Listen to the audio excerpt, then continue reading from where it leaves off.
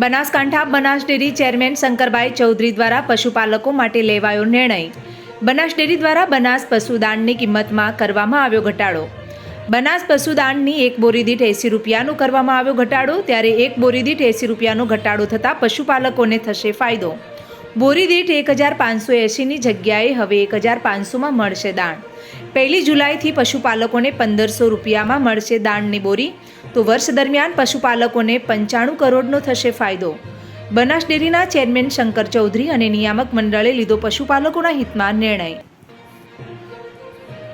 Banas dairy સાથે જોડાયેલા દૂધ ઉત્પાદકોને જણાવતા આનંદ થાય છે કે આપણા ચેરમેન શ્રી માનનીય શંકરભાઈ ચૌધરી તથા નિયામક મંડળની સૂચનાથી આવતીકાલ તારીખ 1 જુલાઈ થી બનાસ ડેરી દ્વારા બનાસ દાણના ભાવમાં બોરી દીઠ ₹80નો ઘટાડો કરવામાં આવે છે।